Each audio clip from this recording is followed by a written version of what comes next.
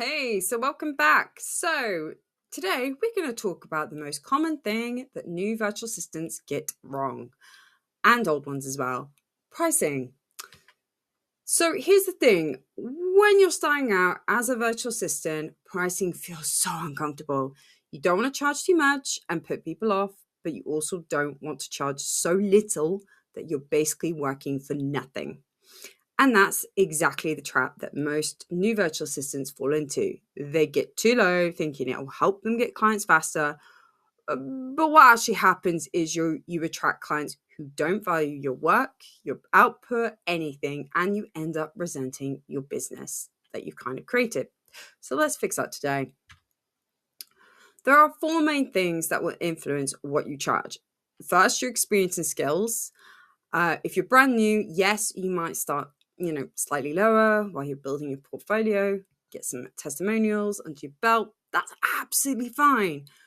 But it's a starting point, not a forever rate. Second, your location. Rates vary worldwide. So a typical, VA in the UK will charge, say, 25 to 27 baseline. US might be under, might be a lot higher. So do your research when it comes to this, but specifically for your area and various niches as well. Third, your client's budget. This doesn't mean you price down to meet them. It means understanding who your ideal client is and whether they can actually afford good support. So this is making sure that you choose clients that actually are invested in getting a virtual assistant. There's nothing worse than trying to chase someone that's not really got the budget ready for you. And the fourth one is your desired income. So this is where you work backwards. So you need to think about, what do you need to earn per month? How many hours do you want to work? That tells you your minimum acceptable rate before you even get any profit. So it's really important to be thinking about what that figure is as well. Another thing that people just skip over when it comes to pricing themselves is the hidden costs of being self-employed. You are self-employed. There are no employers covering your holiday pay, your sick pay, maternity pay. No one's paying for your equipment, your software, your broadband. You are responsible for your own taxes. All of this has to be built into your rate. So if you charge, well, let's just say £15 an hour and forget about tax, holidays and slow month, you're actually taking home far less than you think. So think about this. The average UK virtual assistant rate is currently £25. And I know that seems like a lot, but actually, if you think about those hidden costs on top of your hourly rate, think about that, then it will work out.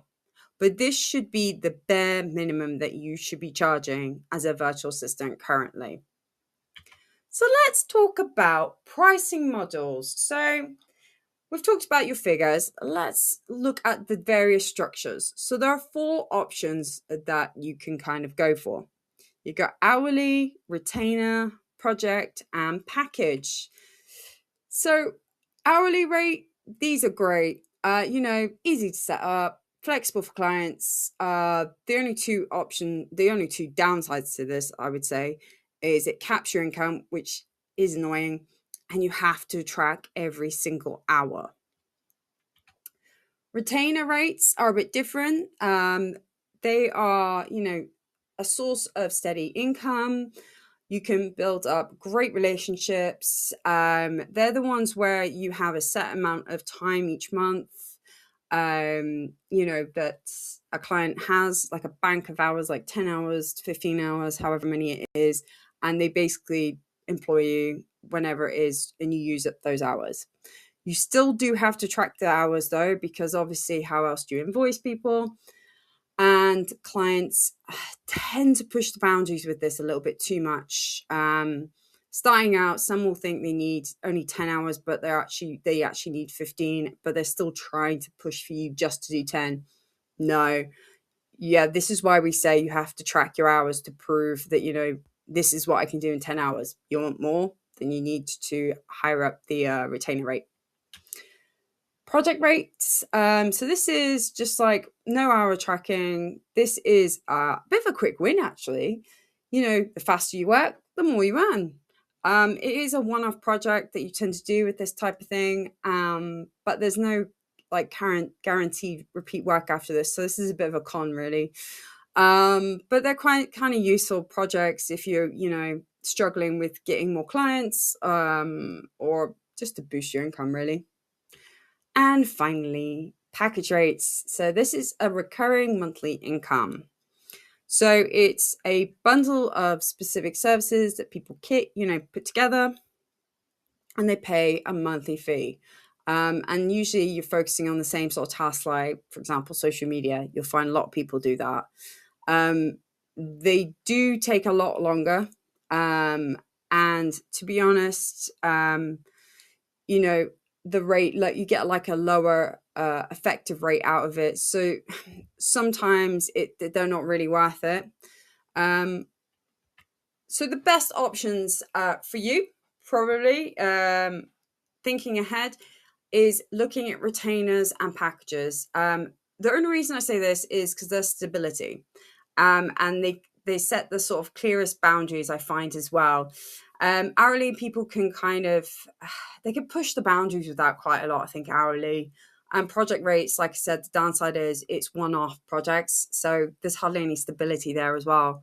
But majority of the clients I've ever worked with have always been on retainers. This offers a lot of flexibility and a lot more scope to basically earn more as well. So yeah, now here's some action steps for you.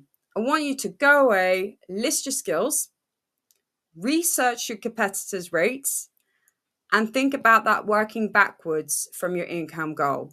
Think about what that is. What is it, that figure that you look at and go, yep, that will cover my bills, that will keep me going. I'm not going to worry about money if it's that figure. That is what that figure that you've come up with is what you're going to be aiming for. So that's the end of it. So if you like this video, subscribe to my channel today. I have got so many more videos out there, covering all different aspects of being a virtual assistant. As a virtual assistant myself for the past 7 years, I have seen it all.